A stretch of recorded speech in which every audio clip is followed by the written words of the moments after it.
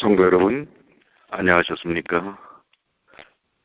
지난밤에도 주님의 귀하신 은혜가 우리 모든 분들과 함께 하셨을 줄을 확신합니다. 우리 금요일 과정에 대한 시간입니다.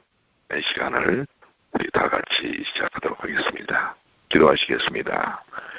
하늘에 계시는 사랑이 많으신 아버지 하나님 감사합니다. 매일 매 순간 주님께서 베푸시는 은혜를 통하여 저희가 이 아침을 맞이할 수 있도록 도와주셔서 감사합니다. 하나님의 십자가의 생명의 능력을 우리 모두가 소유하였기에 매일 매 순간 주님께서 베푸시는 영적 축복과 또한 영원한 소망으로 인하여 날마다 주님을 더욱더 닮아가며 그 사랑을 나누는 삶이 될 수 있도록 주여 도와 주시옵소서. 오늘도 주님께서 주시는 제12과 하나님의 품성을 둘러싼 우주적 투쟁을 우리가 함께 말씀을 나누면서 그 말씀 속에서 생명의 은혜와 능력을 체험할 수 있도록 인도하여 주시옵소서. 우리 주님 예수님의 이름으로 간절히 기도 올리옵나이다. 자, 오늘은 제12과 하나님의 품성을 둘러싼 우주적 투쟁에 대해서 우리가 말씀을 나누도록 하겠습니다. 기억전의 말씀인데요. 계시록 16장 7절입니다. 또 내가 들으니 제단이 말하기를 그러하다. 주 하나님 곧 전능하신 이시여 심판하시는 것이 참되시고 의로우시도다 하더라. 우리 오른쪽 학습 목표로 올라가시면 사탄이 하늘에서 처음 반기를 들었을 때 공격의 핵심은 무엇이었으며 하나님의 심판이 어떻게 그분의 사랑과 공의를 드러내는지를 우리가 이해하고 배우는 것이고요. 느낄 것은 하나님의 사랑의 품성이 어떻게 그리스도의 삶과 죽음, 부활을 통해 드러나는지 인식하는 것입니다. 또한 이 주어진 말씀을 삶을 통해서 우리가 적용하는 것은요. 하나님을 내 생명의 주로 모시고 꾸준히 그분 안에서 거하는 일이 필요하다라고 하는 것입니다. 이번 주 우리 공과를 통해서 함께 나누고자 하는 말씀은 우리 교회는 그리스도와 사단 사이에 벌어지는 대쟁투라는 성경적인 개념을 통해서 현실을 이해합니다. 이런 대쟁투의 중심에 성소가 있습니다. 우리 여러분들 그동안 우리가 배웠던 성소가 있는데요. 성소는 예수 그리스도의 죽음을 통한 인간의 구원을 다루는 구속사에서 시종일관 되풀이되는 주제인 것입니다. 우리가 성소기별을 바르게 이해한다면 하늘에서 처음 대쟁투가 시작되었을 때 사단이 공격했던 하나님의 품성을 이해할 수가 있습니다. 이번 주 우리는 그리스도와 사단 사이에서 하나님의 품성에 관한 진실과 사탄의 거짓을 드러내는 대쟁투의 몇 가지 중요한 문제들을 공부할 것입니다. 자, 그러면 우리 여러분들 첫째 날 일요일에 대한 부분을 보겠습니다. 하늘 성소에서의 반란입니다. 먼저 밑에 교훈으로 내려가시면 하늘 지성소, 즉 하나님의 보호자 곁에 있던 존귀한 천사 루스벨은 스스로 타락하여 하늘에서 반란을 일으키고 이 땅으로 쫓겨났죠. 자, 왜 이런 일들이 일어났는가? 사실 루스벨 사탄이 누굽니까? 에스겔 28장 14절로 15절을 보면 너는 기름 부음을 받고 지키는 그룹이여 내가 지음을 받던 날부터 내 모든 길에 완전하더니 마침내 내게서 불의가 드러났다. 여기 에스겔 28장 12절로 17절과 이사야 14장 12절로 15절에 보면 루스벨의 하늘 지위가 무엇이었고 어떻게 타락했는지 나타났지요. 그의 지위는 지성소에서 법궤와 하나님의 임재를 이렇게 공유하던 두 그룹을 연상시킵니다. 이 천상의 존재는 또한 하나님의 에덴 동산과 하나님의 성산에서 불타는 돌들 사이를 거니는 것으로 묘사되기도 합니다. 그런데 내가 지음을 받던 날부터 내 모든 길에서 완전하더니 마침내 내게서 불의가 드러났도다. 자, 성경은 루스벨의 종말을 어떻게 지목하고 있습니까? 그가 처음에는 하늘에서 땅으로 떨어졌지만 미래는 땅에서 수월로 날아갈 것을 예견하고 있습니다. 계시록 14장에. 그가 완전했지만 불의가 드러납니다. 이 루스벨의 반역. 여기 부모와 교사와 학생에게 보내는 권면에는 루스벨은 능력과 권위에 있어서 하늘에서 첫째가 되기를 바랬고 하나님이 되고자 하였으며 천국의 지배권을 장악하기를 원하였다라고 기록하고 있습니다.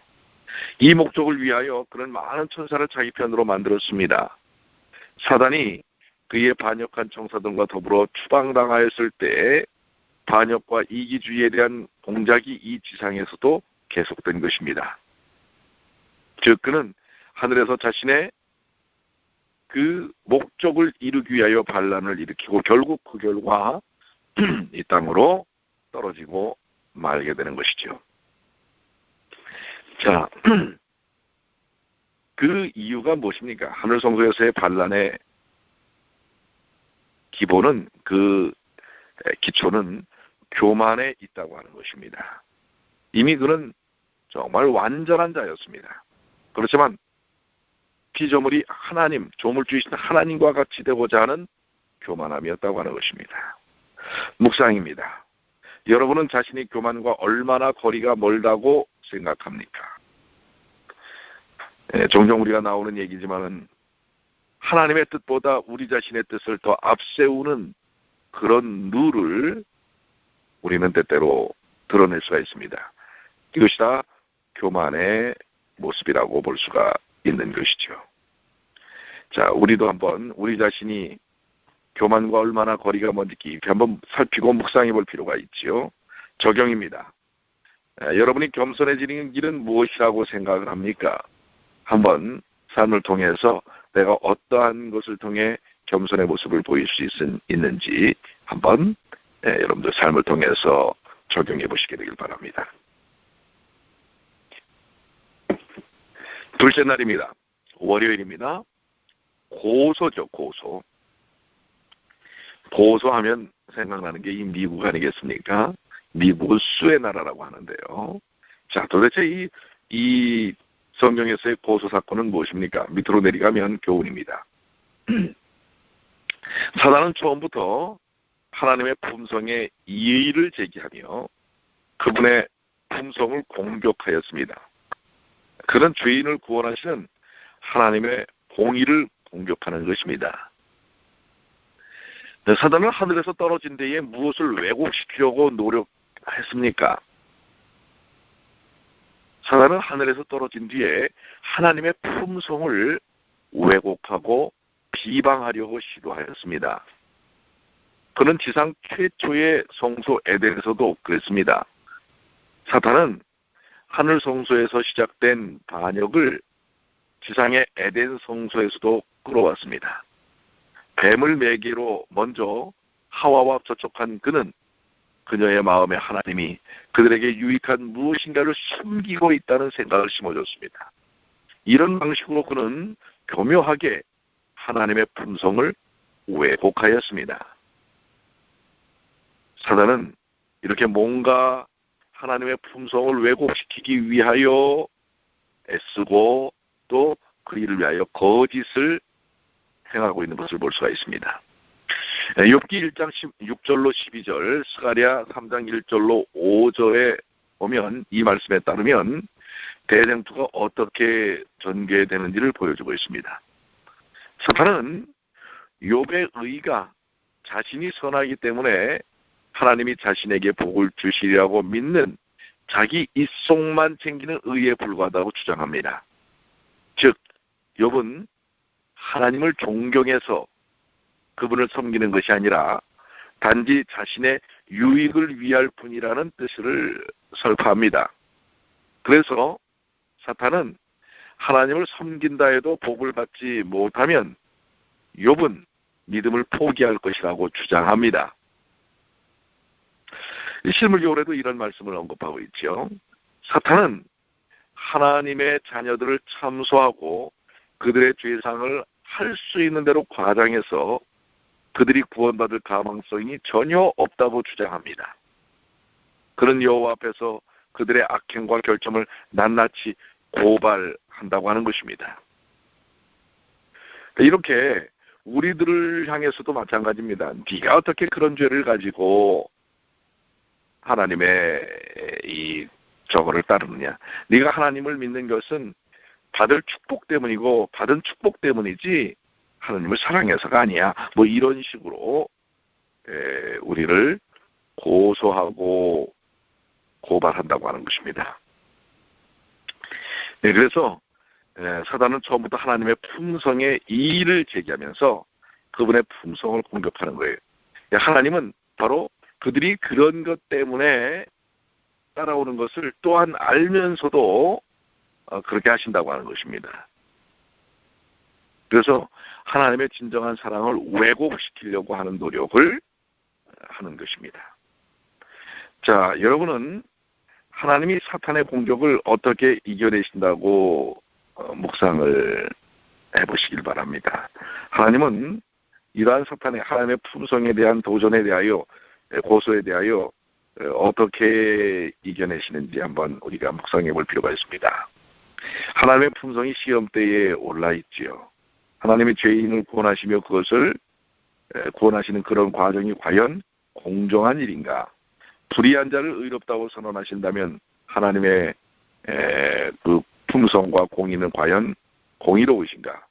그분이 정말 공의로우시다면 불의한 자를 벌해야 할 것이다 라고 주장합니다. 그러나 그분이 정말 자비로우시다면 그들을 용서해야 합니다. 어떻게 하나님은 공의로우시면서 동시에 자비로우실 수 있을까? 우리가 깊이 묵상해야 될 주제일 것입니다. 적용입니다. 여러분이 사탄의 고소와 집요한 공격을 이길 수 있는 방법, 그것은 무엇일까요? 자, 셋째 날입니다. 화요일입니다. 십자가에서 이루어진 옹호. 밑으로 내려가시면 교훈입니다. 십자가는 우리를 진실로 사랑하시며 우리 죄를 대신하여 형벌을 받으신 하나님의 무조건적인 사랑과 절대적인 공의를 증명하였습니다. 바로 하나님의 품성은 십자가를 통해서 나타나는데요. 로마서 3장 25절로 26절에 이 예수를 하나님이 그의 피로써 믿음으로 말미암는 화목제물로 세우셨으니 이는 하나님께서 길이 참으시는 중에 전에 지은 죄를 간과하심으로 자기의 의로우심을 나타내려 하심이니 곧 이때에 자기의 의로우심을 나타내사 자기도 의로우시며 또한 예수 믿는 자를 의롭다 하려 하심이니라. 자, 하나님께서 사랑과 공의를 어떻게 동시에 증명하신다고요? 하나님의 사랑과 공의의 속성은 그리스도의 죽음으로 말미암아 그 완전한 의미가 밝혀졌습니다. 하나님은 우리를 사랑하셔서 우리의 죄를 대신하여 속죄의 제물이 되도록 자신의 아들을 보내셨습니다. 그리고 아들 하나님이 범법자의 형벌을 당하심으로써 하나님의 공의도 증명하고 율법의 요구도 만족시키셨죠. 그렇게 그 둘은 십자가에 달린 예수님 안에서 충족되었습니다. 즉 하나님의 사랑과 공의, 자비로우심과 또 죄를 분명히 처벌하시는 죄의 속성을, 죄의 값을 치르시는 그 모습을 십자가 속에서 보여주신 것입니다. 이러한 공의로운 행위를 통해서 하나님은 그분의 은혜와 사랑도 드러내신 것입니다. 예수님의 죽음은 대속적인 죽음이었기 때문입니다. 그분은 우리를 위하여, 우리를 대신하여 죽으셨습니다. 그렇기 때문에 우리는 그러한 죽음을 당할 필요가 없지요. 이는 복음의 놀라운 섭리입니다. 하나님은 자신의 공의가 요구하는 형벌, 즉 법적으로 우리가 당해야 할 형벌을 스스로 감당하시는 엄청난 희생을 보여주셨습니다. 그걸 통해서 그분의 공의를 만족시키시고 또한 무한하신 사랑을 보여주신 것입니다. 시대소망은 이런 말씀을 담고 있습니다. 타락하지 않은 세계들은 큰 관심을 가지고 여호와께서 일어나셔서 지구의 주민들을 일소하지나 않으실지 주목해 보았다. 완전히 일소는 없애버리는 것이죠. 그러나 하나님께서는 세상을 멸망시키는 대신에 세상을 구원하시려고 그분의 아들을 보내셨다. 사탄이 승리할 듯이 보이는 바로 그 위기의 때에 하나님의 아들께서 하늘의 은혜의 사명을 가지고 이 땅에 오셨다. 십자가는 우리를 진실로 사랑하시며 우리 죄를 대신하여 형벌을 받으신 하나님의 무조건적인 사랑과 절대적인 공의를 증명한 것입니다.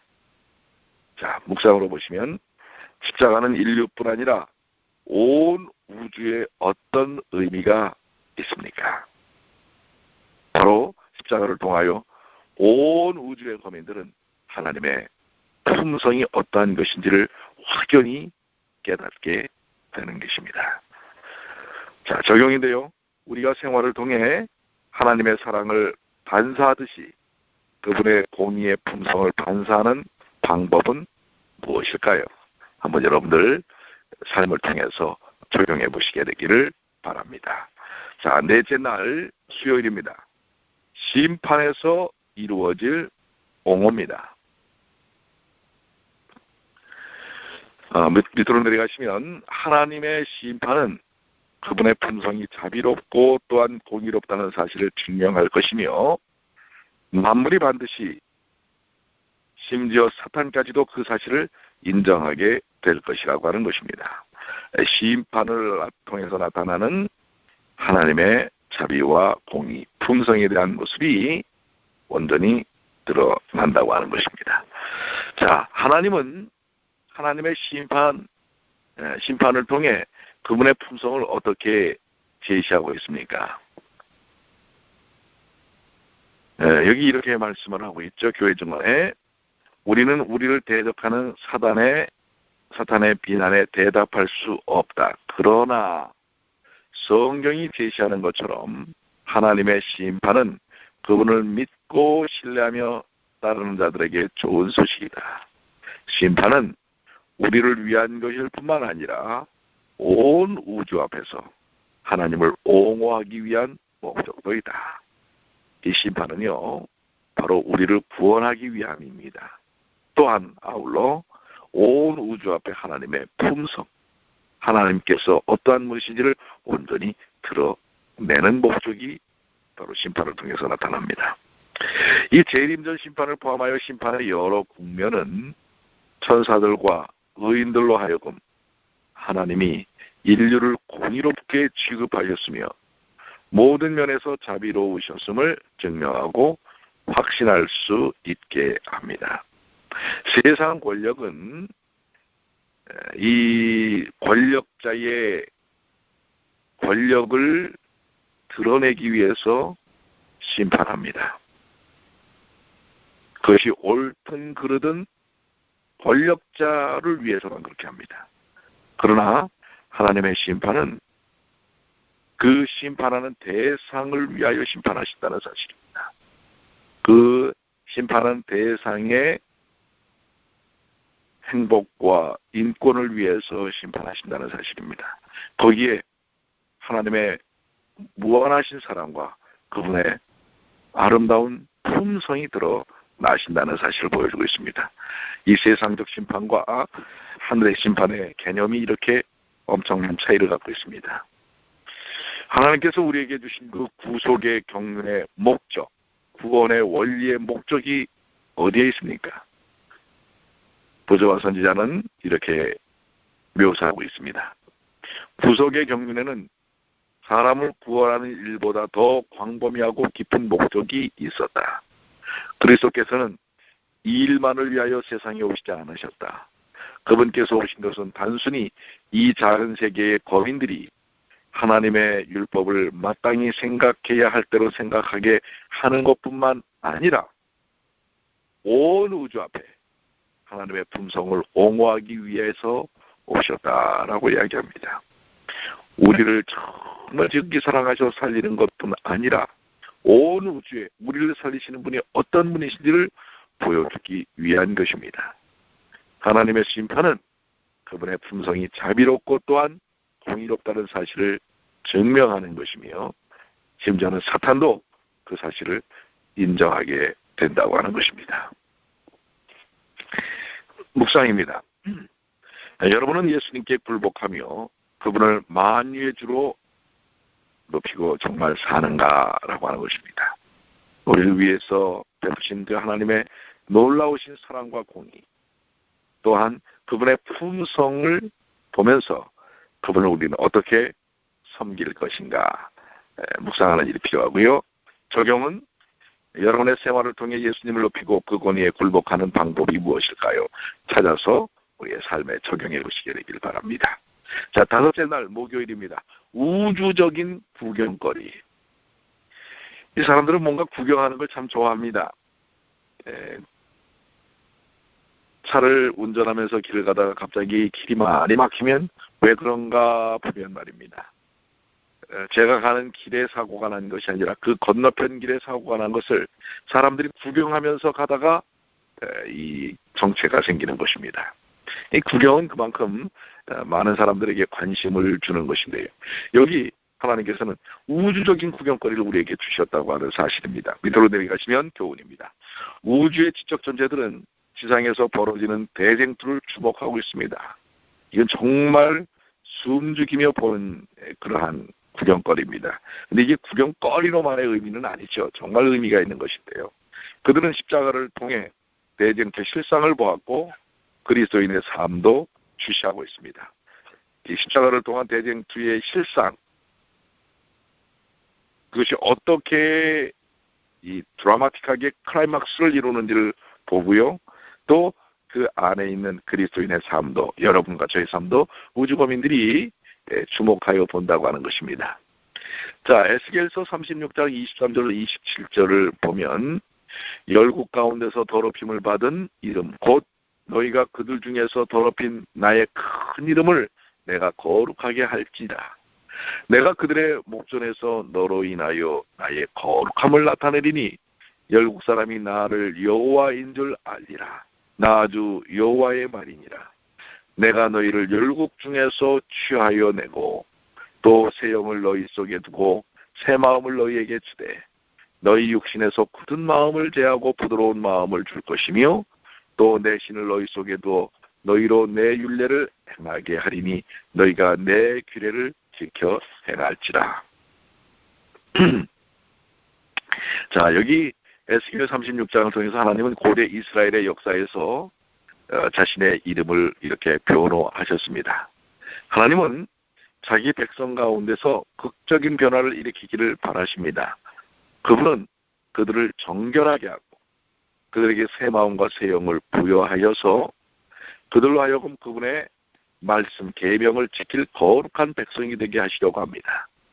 하나님이 성취하기 바라시는 것은 신자들을 의롭게 하고 거룩하게 하여서 그들이 자신의 삶을 통해 그들의 품성과 행위를 찬양하며 그분께 영광을 돌리게 하는 것입니다. 그렇습니다. 온 우주 앞에서 하나님의 품성을 옹호하는 가장 결정적인 사건을 또한 보여주십니다. 그게 무엇입니까? 온 우주 앞에서 하나님의 품성을 옹호하는 가장 결정적인 사건은 십자가입니다.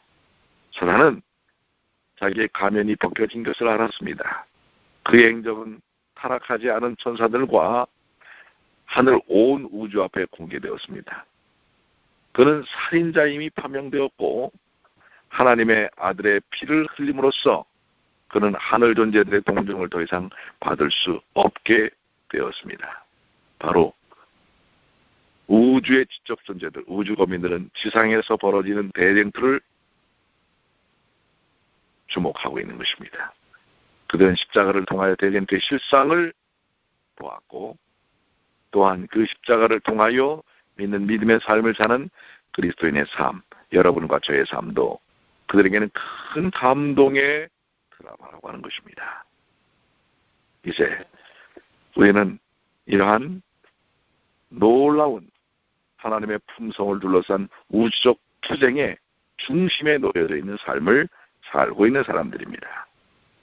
자, 우리는 이 우주적 대쟁투의 주인공은 우리 주 예수 그리스도이십니다. 우리도 거기에 중요한 한 배역을 맡은 사람들입니다. 우리 또한 십자가를 통하여 경험케 되는 그 놀라운 축복들을 이제는 드러내며 다른 이들에게 소개해야 할 것입니다. 우주의 거민들은 그걸 통하여 감동을 받습니다. 또한 우리도 그 귀한 십자가의 사랑을 다른 이들에게 나누어 주어야 할 것입니다. 묵상입니다. 우주와 천사들은 지금 여러분의 어떤 면을 주목하고 있을까요? 하늘을 우러러 한 점 부끄러움이 없기를 바라던 시인의 말처럼 우리는 우주의 지적 존재들에게 그런 모습을 보여주고 있습니까? 한번 여러분의 삶을 묵상해 보시길 바라고요. 적용은요. 우리는 어떻게 그리스도의 영광스러운 증거를 보기를 원하는가? 우리의 삶을 통해서 그것이 잘 실천되어지고 경험되어지고 드러나게 되기를 바랍니다. 자, 이번 이 주어주신 우리 공과의 말씀을 통해서 하나님의 품성이 분명하게 드러나고 또 그 하나님의 품성을 통한 깊은 감동들이 우리의 삶 속에서 체험되어지시게 되기를 간절히 축원합니다. 기도하시겠습니다. 하늘아버지 감사합니다.